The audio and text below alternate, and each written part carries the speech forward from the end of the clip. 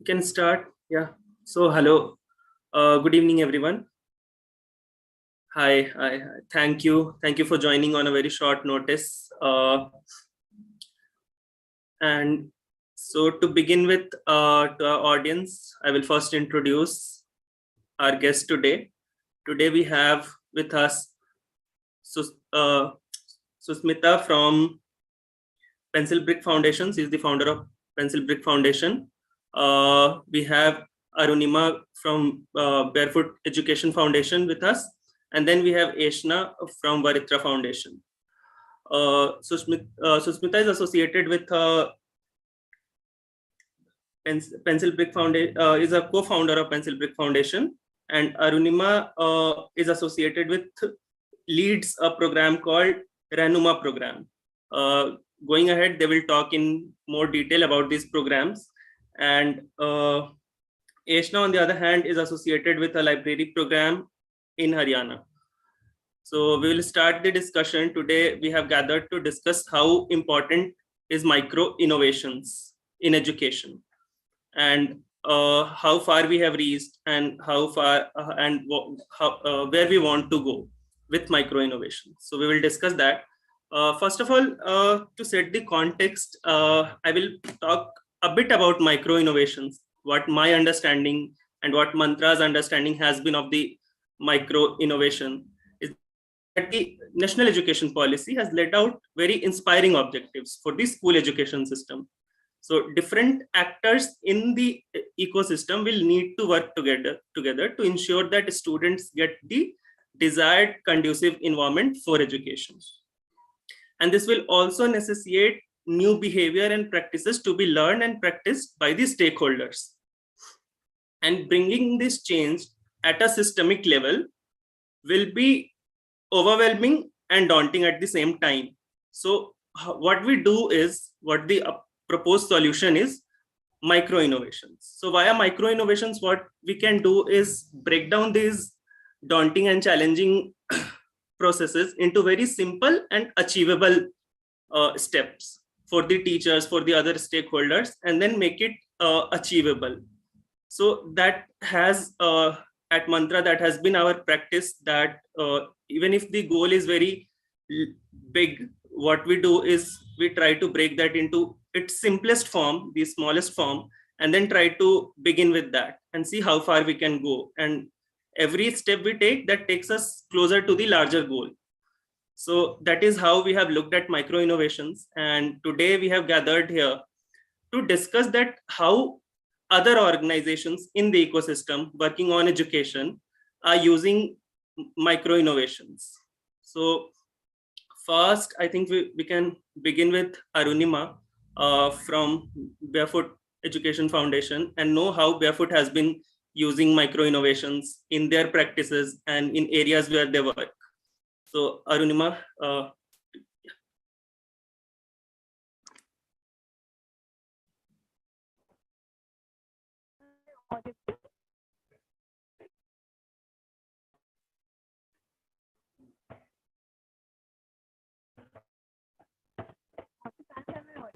we could not hear you. Is it me or everyone else?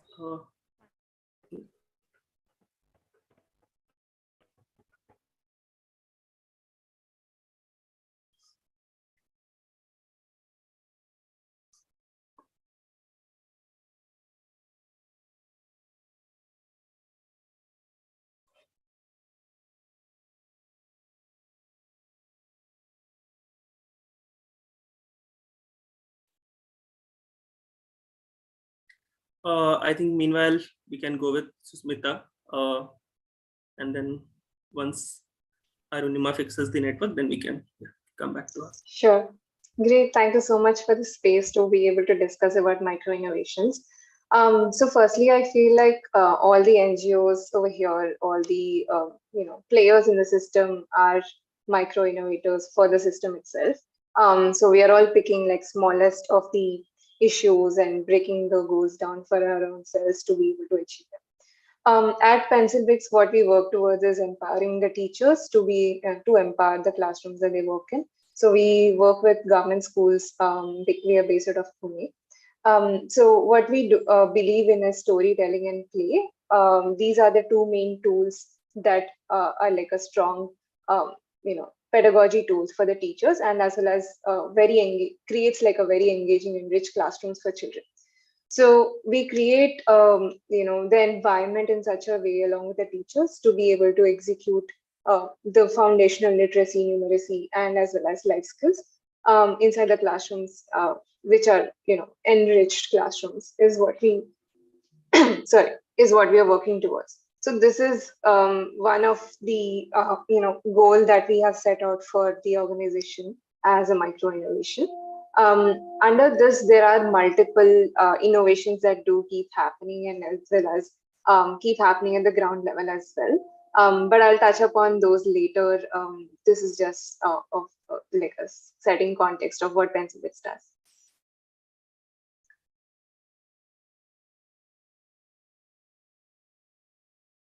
Eshna, if you could talk about. Thank you, Sushant. Thank you, Mantra for Change, for bringing us together. We at Varitra have been working for the past 5 years with rural government schools in Haryana, and the core model that we work on is whole school transformation. That by itself is a culmination of 3 to 4 micro innovations itself. So our organization works on remedial learning with class 4 and 5. We work on setting up libraries and reading corners in the school. And we also work on space transformation using Bala paintings and setting up resource corners. And much like Sushmita spoke about, I feel the whole idea is that all the stakeholders work as micro innovators, and ultimately the idea is for the education delivery, the teaching and the learning to be transformed using these many activities. And what it also does is that each activity, because they're very closely related to each other, there's a complementary working that happens with the school in the center. So currently that's what we are working in.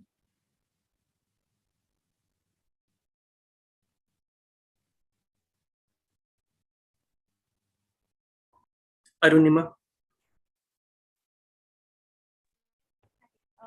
Thank you for bearing with me. Renuma is a school principals incubator from the Pedagogy Foundation, and at the incubator we have. I think there is still some glitch. There is still some glitch, maybe due to network or earphone.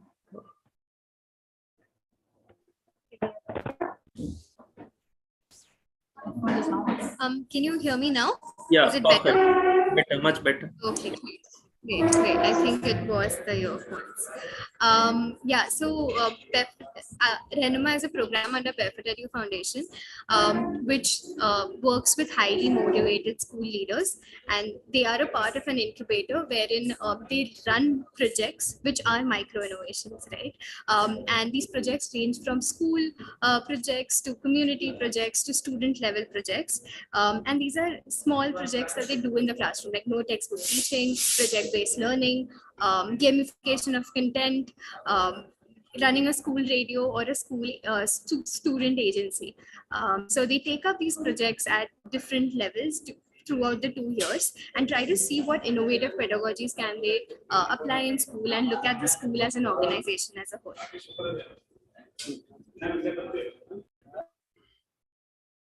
So going ahead, we will talk about these programs in more detail.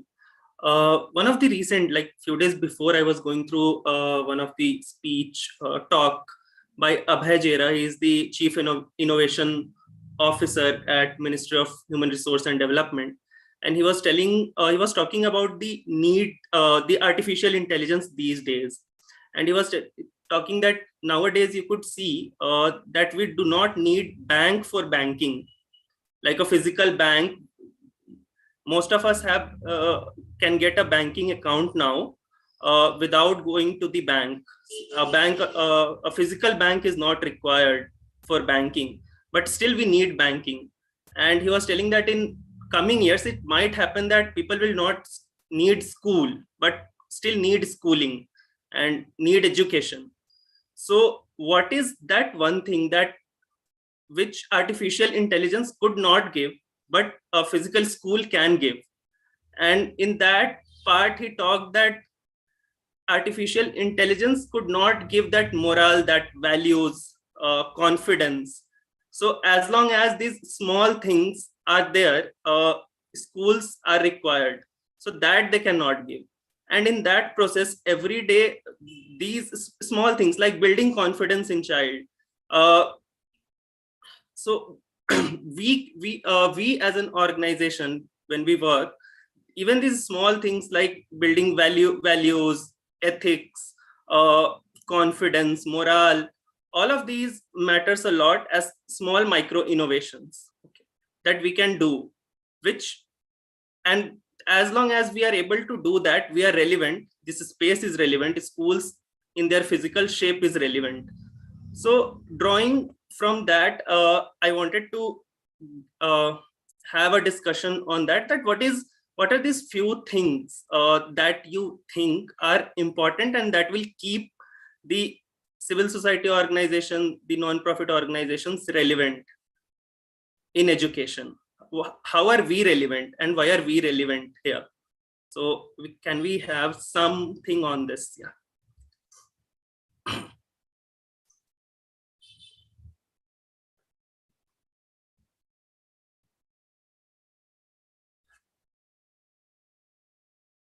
I can start, maybe others can add in. So I think one, definitely artificial intelligence can definitely not replace schools. Like you said, they can't really build on to the values and the skills that are required. At the same time, I feel like, the environment, the nurturing environment that the child needs to have is something that is not an AI can provide, but rather the school system, the ecosystem, and the players and the NGOs or the civil societies are someone who are being, can provide these spaces for children. So I've heard some people working on community centers. So these are also something that are, a space for children to be able to build onto those values that are required, build onto the skills that are required to be a responsible citizen. So this is where the civil societies play a role, probably mostly on the execution level, and also setting those, reaching those micro goals that they set out to, probably fasten it, or, to act like a catalyst for the system, is something that I feel that that's where we play a major role in.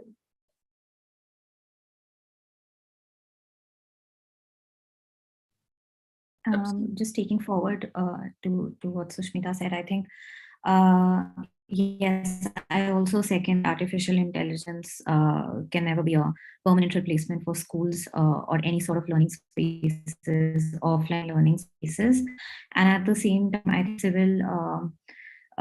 civil society organizations, NGOs, educators, and we are, I think of us as not just linkages, but also we are I feel that we sort of bring in the, I'd like to say a fresh and unbiased, at times, unbiased ideas, and also create strong bridges between the school or the government or the parents, because we have the kind of freedom to ideate, the freedom to gather resources, and also the exposure of being a non-competitive zone. We have the exposure to resources and ideas and individuals that sometimes institutions don't. Bigger institutions in questions sometimes don't. So I think we bring in that very necessary element to the whole system of, I would say, innovation in education. And just to bring, I think you raised a very important point about the role that we'll continue playing in terms of the spaces that we are all trying to create.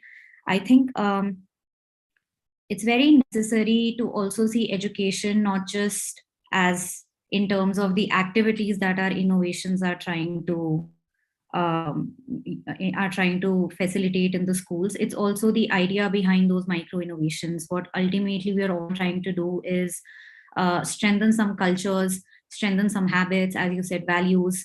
And I think all of that requires a lot of interaction. It requires presence. It requires, it requires, I would say, the synergy that is only possible if we have a space to come together and really elevate, pool in our ideas, pool in our strengths, and elevate those spaces. So I think I look at all of us in those roles.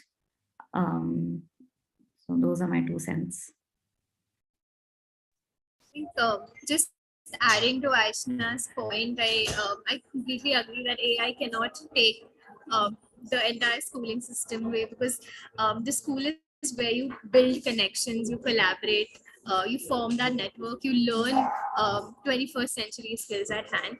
And other than that, I also feel that where we come in as a role is to celebrate best practices. I think now the sector needs role models, and I feel a lot of teachers are doing a lot of good things to bring those to face and like celebrate those teaching methodologies, so that the other school leaders can also take it up and draw inspiration from it. Yeah. Great. So one thing is that even the AI is a powerful tool. It really expands our working area also. Like we think something and then there is a video on it that has a reach, that has graphics, that can students can easily understand. Sometimes we may fail, but that works. So again, but what I really liked about this is that you still agree that the personal touch these CSOs bring, even working at scale, is something that will keep us relevant. So that personalized touch cannot be given by AI. Yeah. Going forward, I also wanted to discuss if there is one program that you have worked on, one story that you have heard, or one practice that you follow that is related to taking small micro steps to achieve a larger goal. So that would be great if you could recollect one of these programs you have worked, or you have heard, or your friends have shared, or any other CSO partners your organizations have done. So that.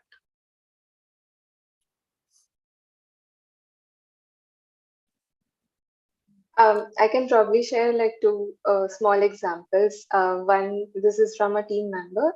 So a team member had come up with an idea where we have created a literacy toolkit for teachers. The idea is to be able to scale it up a bit and at the same time not impose so many training hours for teachers, rather help them bring in that individuality of each of the teachers using that toolkit, which is very flexible. So the moment we keep the system flexible, I think the more innovations come up, and that's something that we follow at PencilBricks. So this is called Inside Out Literacy Toolkit that we have recently come up with, which will help us scale with the teachers especially. Sorry about that. I'll just be back, but others can continue.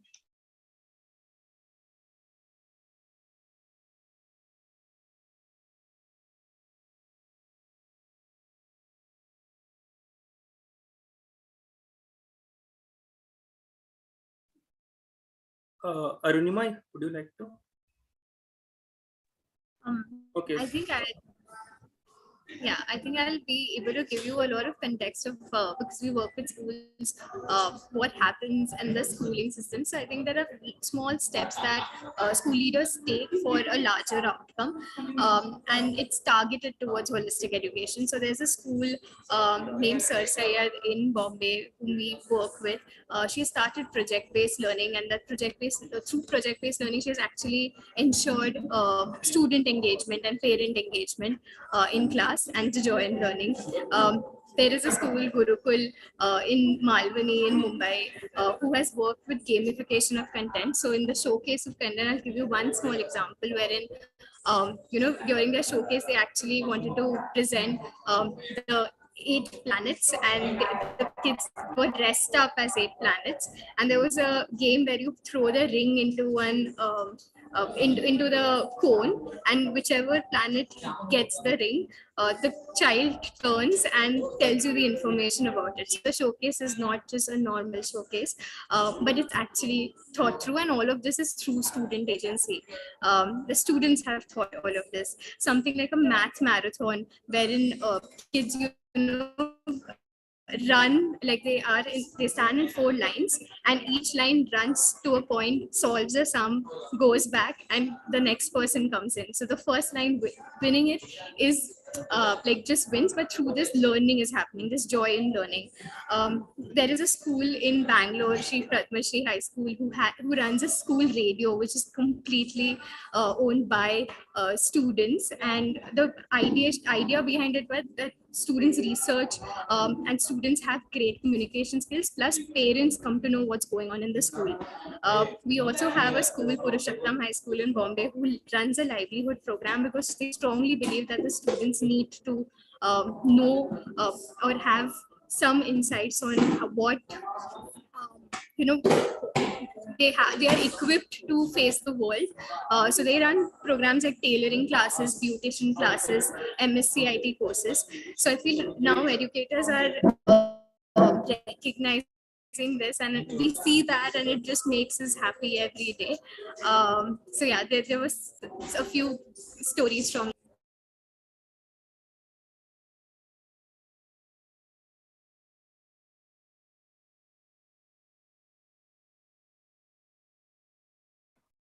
Yashna, you want to share? Of course. I think, Sushant, one thing that I can think about is our library and reading program. So what we basically try and do is, based on whatever space is available, we either go and build a library room in a government school, or we build a reading corner in a school if it doesn't spare a room for the library. And pre-COVID, we reached out to our partner schools, and we tried to speak to them to dedicate a library day in the school. And out of 15, 4 schools agreed, and we decided to pilot a reading program, which was immensely successful in those 4 schools. Each school dedicated a day where each classroom would have a reading period. And while the start was slow, but what eventually started happening is that through that one small space, and through the collection of 250 books, we were able to do so much. We were able to introduce experiential activities, reading activities, conversations that sometimes were beyond the age of the readers, beyond the age of the students in question. And small things happened. We noticed that the regularity in the reading during the reading hours started increasing. With time, we started seeing a huge change, especially in students who were otherwise introverts, would not like to speak.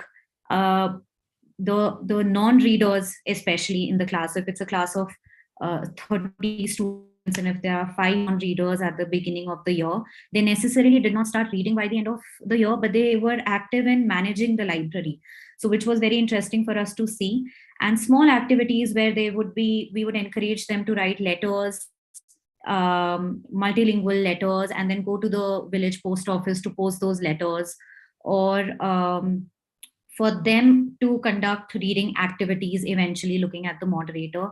So small things. And through that one library space, we were able to introduce more micro innovations, small initiatives like a Bal Parishad, which is basically constituting a child parliament in school, or triggering off celebration of important days and activities, and trying to work on school attendance through some of these activities, and then clubbing the whole project with another micro program, which is the remedial learning that happens post school. So how that one space can branch out to so much more. And at the end of the year, we had teachers coming in the library as well and started reading, even if it was children's literature, started reading. And we saw, at least if not in all the 4 schools, major change in reading culture in the school, and a demand for more books and things like that, where initially, before we started, I just quickly like to add, to just build to the context, that before we started, there were books in the school which were locked up, or were, just for the fear of how children would deal with books if they were out in the open. And here we were through the year, never keeping the books in lock. The room is always open to the students to use, and there was a small change in habits that we see, and the values that we are talking about. There were very small positive changes that happened through this one space. So I think that's the first thing that came to my mind when you asked about.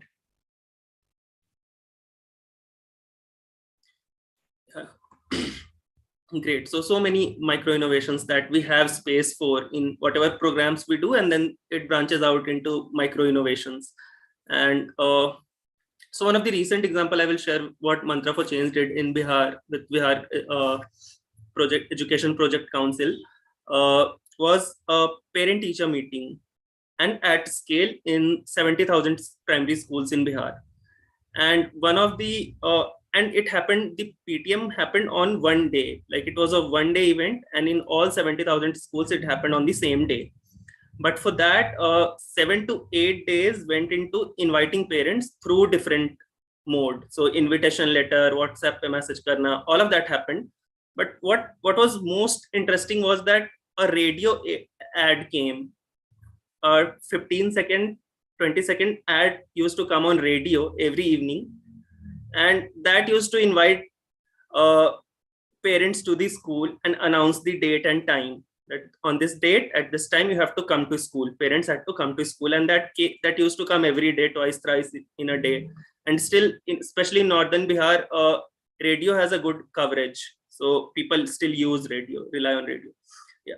So and that helped. So at the end, what happened was 14 lakh parents came to school on a particular day, and several informal spaces were created within the school campus where parents and teachers could talk. Activities happened. There is a Chahak module which they use in Bihar in primary schools that has a guideline how primary classes should be conducted, what activities should be done, and some of the activities from that were picked, and then parents had the access to see their children performing that activity. Children and teacher are doing the activity, and then parents could see, guardians could see that activity happening. And it was done in such a way that it looked that there is a festival on that particular day, and everyone was getting ready to go to school. Children are happy, parents are coming to school. So on a day, so this is what micro innovations has the power. Okay, so again, and that brings us to a very important aspect of micro innovation. And Charul was here sometime before but could not continue due to some time constraint, otherwise she could have brought in some good insights, but I think we can discuss that. It all happened because a CSO worked with government, and what government has is resource and scale, the reach at scale. And CSOs, on the other hand, have innovations, ideas, research that they have. But often we see that even both of them are complementary to each other. It is very difficult to come together. And so going ahead, we can discuss that micro innovations are good. We can micro innovations we have examples right here, and there are many examples that many CSOs have about micro innovations. But still, the challenge is to partner with government and then do it at scale. So I wanted to understand from you that what are some of the challenges that you face while working with government or while trying to partner with. What are those challenges, especially for organizations who doesn't have a legacy, like 40-year-old, 30-year-old legacy of working in a particular field? So how that mutual trust, a mutual support system is created. So yeah.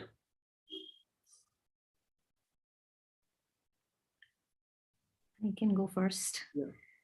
I think it's a very interesting question. It's something that we internally also with our teams keep talking about every now and then, because it can be a source of both frustration and also motivation that we have to do this. I think one thing is that one very important thing that you mentioned was scale, which the government has, and resources, which the government has, which not every CSO has. So I think what we really need to relook at is in what capacity does the CSO look at itself, or what role do we envision ourselves in when we talk about partnering with the government and then aiming for a scale for our idea. I think one thing is that if there is a certain expectation that we will continue to implement those ideas on a very large scale, that may not always be possible. So a very important, I think, a very important and a non-negotiable element in all of this discussion is that the transfer of idea to the school, or words that we speak about, ownership, sustainability, at some point it needs to happen. And at some point the CSOs need to be not just very, I think we need to be not just very mindful about it, but also extremely serious and responsible about letting go of our idea, letting the school take it forward, and being okay with if there are, sometimes I also feel that there is a certain stubbornness with the CSOs also, including us at times, because it's like we will work in 25 schools. It is our idea, and there is a specific way we see it unfolding. So we are the best people to implement it, which may or may not always be true. So I think first challenge with the government, because I can go on about the challenges from the government side, because there's a whole system in place, bureaucracy in place, which all of us are very familiar about. But I'd like to focus on sometimes the blind spots and the challenges from the CSO side also. So I think yes, that also creates fresh challenges at times. And I think partnering with the government, I think second thing is that something that I was listening to both the organizations, and I think including teachers, at some point teachers need to be part of the action that is happening in the school, no matter how micro macro. But I think it's very important that they are the missing pieces often to the whole thing. And wherever you'll see teachers being involved, I think any partnership with or without legacy becomes a lot more easier, versus a model which is running parallel to a school, and you have a parallel, I think you have like parallel set of educators in the school. So I think some of these are, I think some of these in my experience have been the challenges so far. And I'm sure Sushmita and Arunima, whoever wants to take forward. I can add on to that.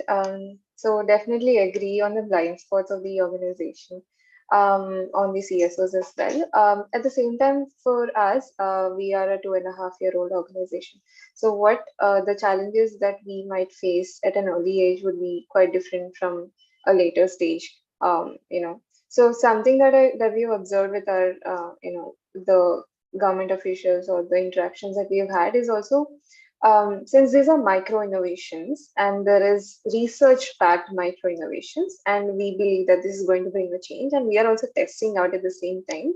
So without that proof of concept or without that trust, it is really difficult to, even build that trust or show them that this is going to work. That is one challenge that we faced in the early stages.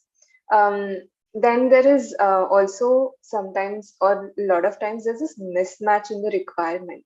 So the government bodies sometimes want something. The requirements are different, maybe, interventions into vernacular mediums, and whereas the CSOs work on a different stream altogether. So whenever we come across such, requirements, and we try to see what is the alignment, if there is like at least 70-80% of the alignment, even then the government always, like Ashna was talking about, they look at scale, and for us to be able to take that project up at scale without resources having in place and structures in place is kind of really difficult to go forward with. Especially in Maharashtra, this is the case where you need to have this official MOU even to pilot with the SCRT and the government bodies as well. Earlier, this was not the case. So it was quite easier to test it out and then, come up with a proof of concept. But now it has gotten really difficult when you go to the government officials and say, hey, we want we want to intervene in, one or two schools, test it out, and then scale it up. For them to believe such organizations or early stage organizations is kind of really a tough challenge for both of them as well.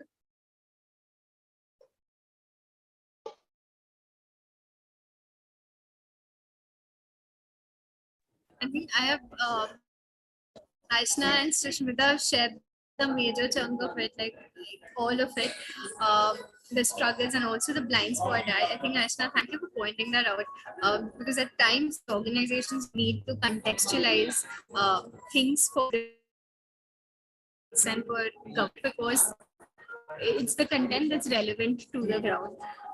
So thank you for pointing that out. Yeah, I think +1 to Sushmita and Aishna said. Wouldn't want to repeat points.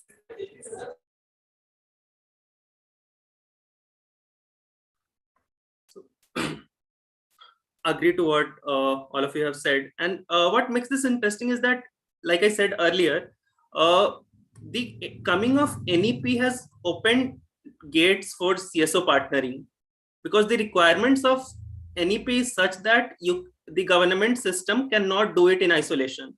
So you will find lot of organizations are getting the opportunity to partner with government organization, government education system, departments, SCRT, NCRT, and they are willing to it. They're calling for it, partnerships. So that is what I find is a time where CSOs can enter, partner.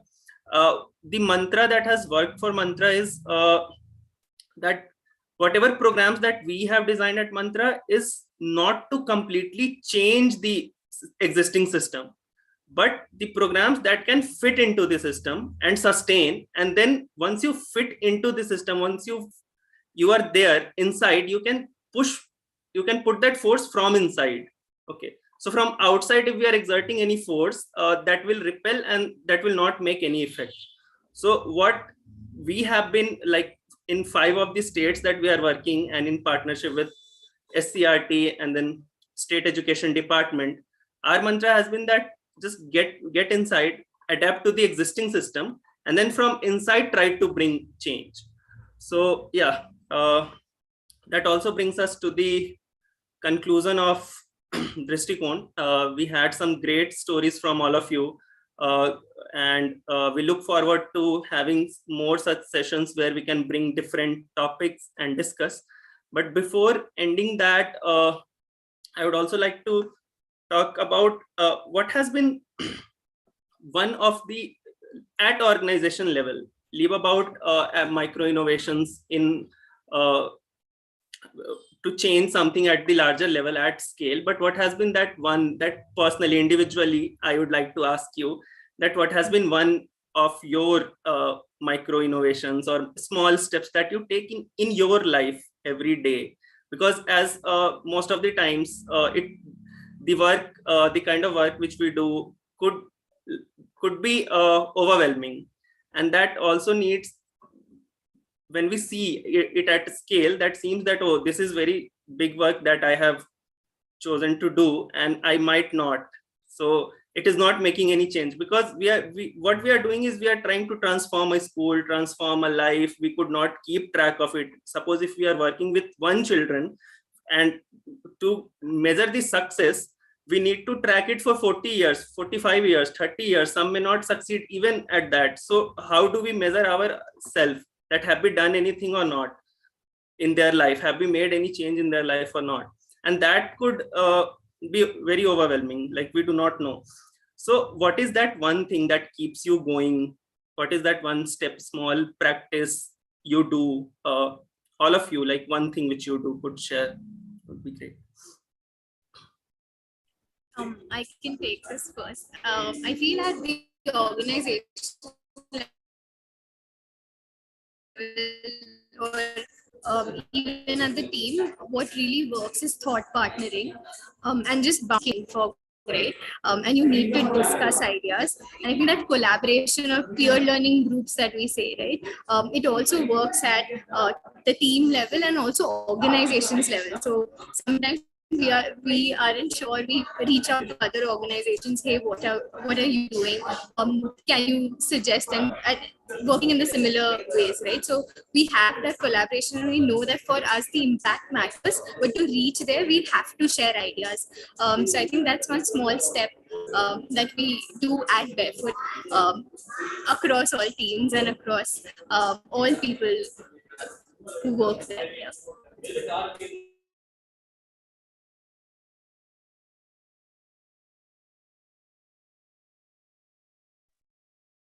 So very interesting question, probably like my favorite question. This is something that I've been trying recently, or after a lot of burnout happened. So like you said, we can't really see the impact, until a certain number of years of interventions, and even then, it's not just one person, but a lot of CSOs coming together, a lot of people coming, stakeholders coming together. So something for me personally that I've seen, that is, there's always this hunger to solve this problem, but at the same time, in that course, I do forget about my own personal, what I like, what I enjoy doing beyond work. So something that I'm trying is to bring that back into my daily life. It could be just like starting with journaling, or starting the day with reading a small portion of a book that motivates me to get along with the day, and tells me that, hey, I have done something for myself first. I'm at peace, and then taking the day ahead. So that is something that I'm practicing um, from some time now. So Sushant, I just came back from a study sabbatical. So so for me, I think I am as energetic as I could be at the moment. But I think, yes, something that I've started doing ever since I'm back, just to reconnect with everything that's happening on the field and children and everything. I've started reading children's books again. And though I may not be able to put it in words how it's helping me, but it's extremely soothing. It's just very positive. And I don't know whether it's because the stories written for children by itself are positive stories, but I think it's been helping so far. And other than that, if nothing else works out, if the burnout is too intense and everything, I just grab a cup of tea with my co-founder. That helps.